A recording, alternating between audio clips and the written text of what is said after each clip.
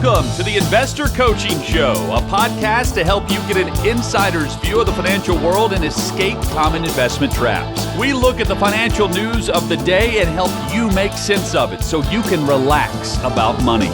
And here's your host, Paul Winkler. And welcome to the Investor Coaching Show this afternoon. I'm Evan Barnard here along with Ira Work. Paul is taking the weekend off in honor of Veterans Day, and he gave us the opportunity to run the helm for another 3 hours. We look forward to celebrating our freedom, both free markets and what the military has provided. How are you doing today, Ira? I am doing very well on this cold day, in my opinion. I don't like the cold at all. I was thinking about this as I was driving in. So Paul's on vacation, right? Yes. Do you think he's having fun? Do you think he's listening from afar? Or do you think he's having fun listening from afar? While he's playing drums, is my guess. Playing drums. All the above. All right. I thought he had a gig like in Amsterdam with some famous band or something like that. Yeah, I don't know. He may just be taking the day off. It's all the above. There you go. We would certainly be remiss on Veterans Day, the 11th of November, without honoring those who serve. I was running some numbers this week in advance of today, and we have about 1.8 million members currently serving, either on active duty or in the reserves across all 5 branches and the National Guard. And that's pretty exciting. That's a little less than 1% of the population. About 0.5% of our population is maintaining the freedom for the other 99.5%, which I think is excellent. And I always enjoy Veterans Day because it's the day after the Marine Corps birthday, which is November 10th. And so I enjoy everyone changing their Facebook posts in honor of my birthday. But it's we do honor those who serve as well as their families, and even extended families. If you have a child that's serving, or you might have a parent that's serving at this point. Some of my classmates, one just retired. He's a 3-star general, but he'd been serving 38 years. I'm thinking, I could have been serving 30. That's a long time.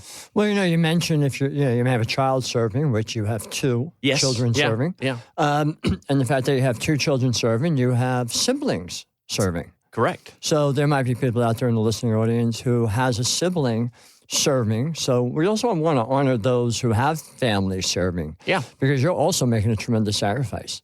Yep, exactly. And so, I thought it would be appropriate, since we're talking about freedom a little bit, and that's on everyone's minds. I just thought we could have a basic review of the importance of freedom and how it's just an undergirding pillar of capitalism, and just reviewing kind of what goes on with capitalism.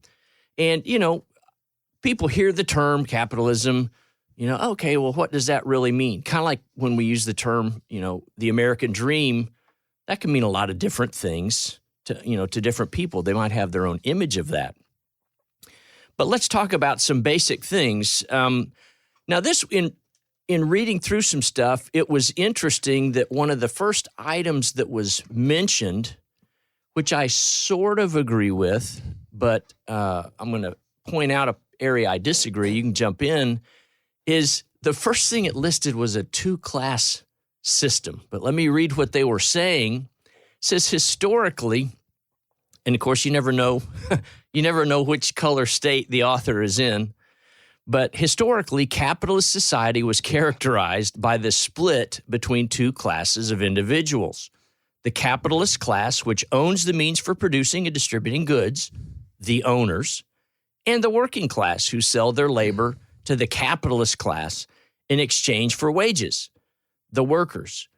And yet, the second I read that paragraph, I thought, well, almost every quote-unquote worker in this country owns stock in those corporations that are, they're all owners. We're all owners at this point, as long as you're participating in the free market. Well, and I'll go as far as saying that if you are actually out there buying goods and services, I don't care what it is, whether it's a T-shirt, whether it's an Apple phone, whether it's a banana, you are actually participating in the market because you are paying into the market. Sure. You're paying those companies, which are generating profits for the stockholders. So if you're actually out there buying stuff, you actually should go out and own stocks.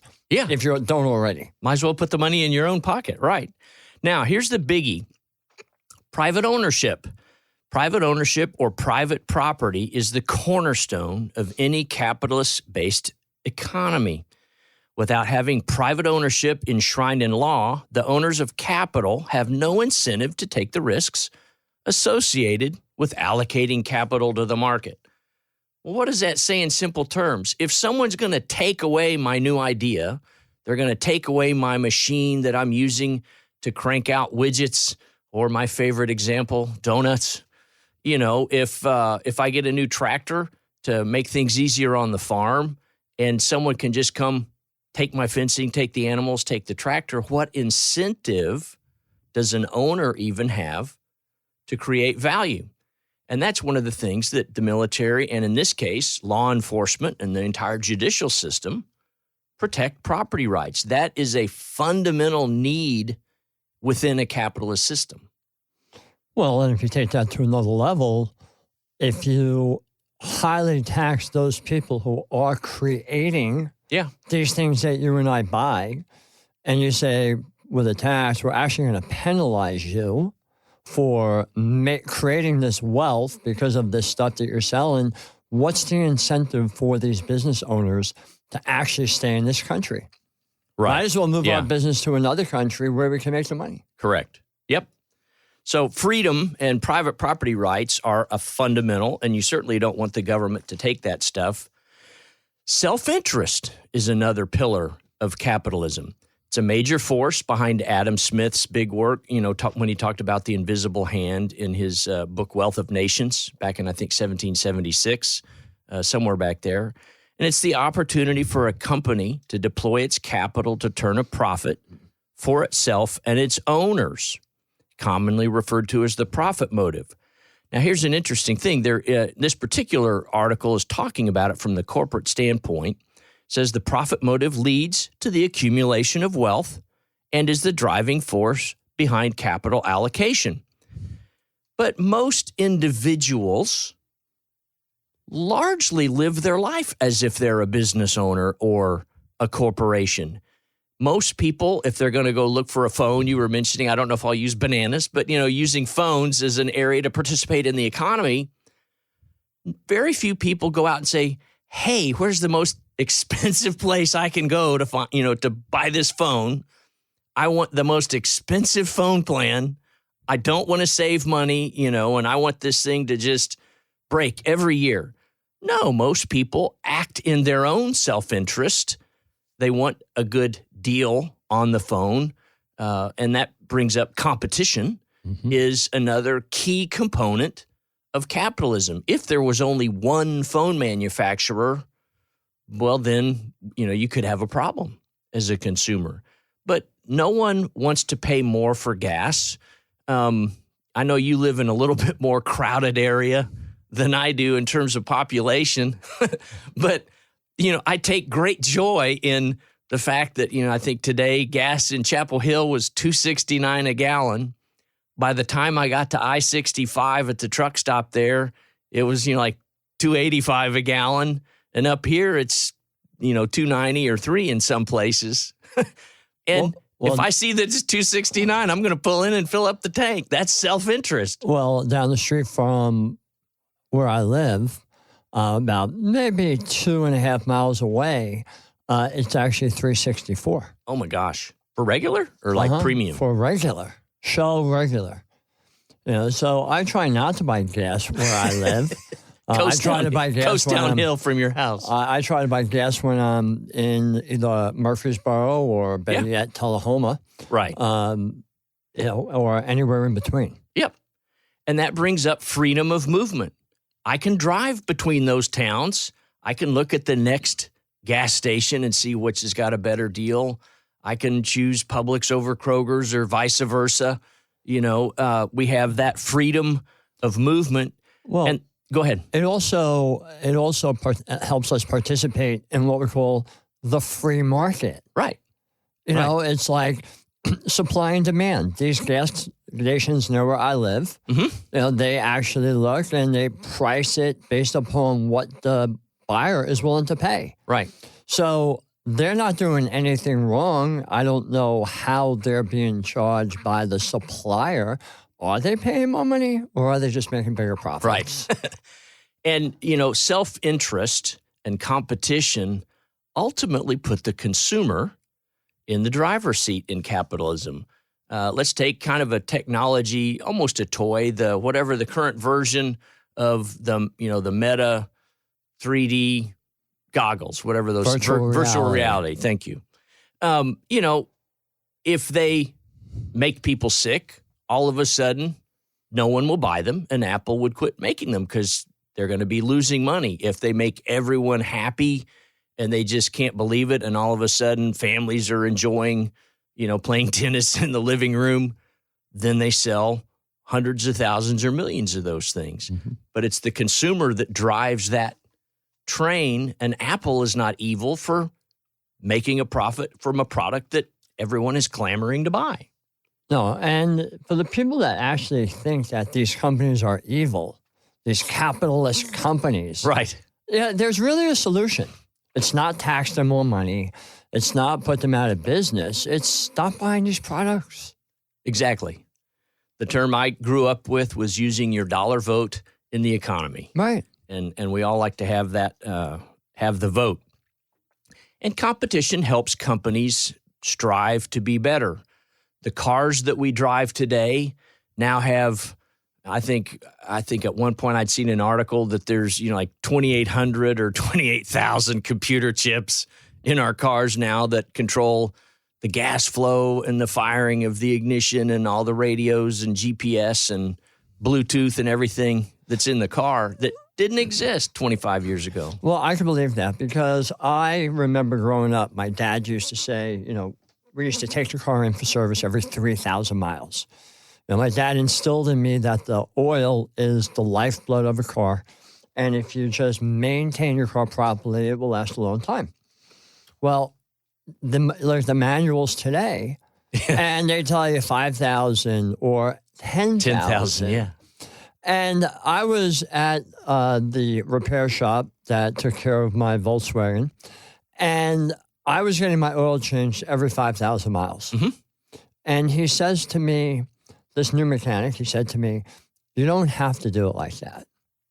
There's a computer chip that actually monitors how you drive the car, how fast you go, how often you brake, the type of driving that you do, and it will flash when you need your oil changed. Cool. And I use a synthetic oil, and I still have a hard time with that. Because I'm so used to doing it every 5,000 miles. To not do it, it just drives me nuts. As long as it doesn't flash to the law enforcement how fast you're driving. That's exactly right. And one of the other tenets we touched on is the freedom to choose. That was the title of Milton Friedman's book, Free to Choose, back in the day. And I think Paul and I were talking about his pencil video on the show a couple weeks ago. If you have the chance, as a reminder, Google Milton Friedman pencil. And there's a great video that just shows the amount of cooperation that goes into producing something as simple as a pencil and you being able to go buy it at the store. The rubber comes from one country and the lead comes from it, or the graphite, comes from another. I mean, it's really a miracle. And all that happens, and it probably costs, 15 cents now to buy a pencil, but they make millions of them and it's profitable. And so we want to have choice. It's interesting. We hear a lot about, corporations are dominating everything. And certainly as entities, they're large, but consumer spending is still 70% of all U.S. GDP. We still drive the train. The individual consumer is responsible for more than twice the spending of corporations in the economy. And so, people really have more power than they think sometimes. And then finally, one of the keys is minimal government intervention, not anarchy. We're not saying capitalists don't want any government, but we don't want the government dictating what you should buy or not buy. We want the free market to decide that. We want the ability for someone to switch from being a laborer. All of a sudden, they have a good idea. They start to manufacture a new product, and all of a sudden, they've become an owner, and now you have increased competition. But we don't want the government squashing that kind of ability. And I think that, again, on Veterans Day, brings up the piece that there are some things that governments are great at doing and are necessary for. Providing for the common defense is certainly one of those. We talk about in our workshops sometimes the East India Company, was one of the first corporations, and they had their own Navy. Mm-hmm. They had their own Army. Mm-hmm. They had, a fleet of ships and so forth. They'd paid a dividend for 200 years. But can you imagine if Apple had their own armed forces and Amazon had their own military unit and so forth? I can't imagine what Elon Musk's troops would wear or something like that. That'd be a pretty sharp outfit. But Elon went in and fired the Twitter army because they weren't showing up. The Twitter army. Yeah. And so, government has a place, but as far as capitalism, we want that minimalized as much as we can. Certainly, you don't want high taxes, again, because that discourages competition. And,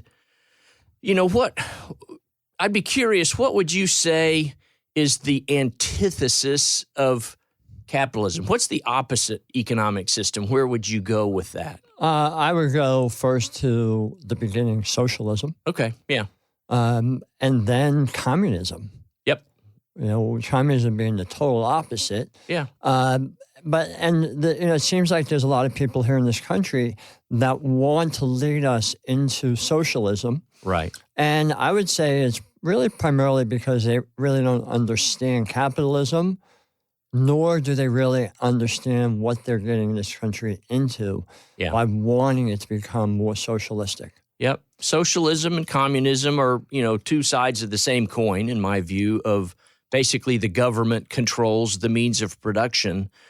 And again, I think there's a great story that every once in a while makes its way around the internet. Whether it's true or not, don't know, but it's a good story of, these young college students in the class, and they're for socialism and communism.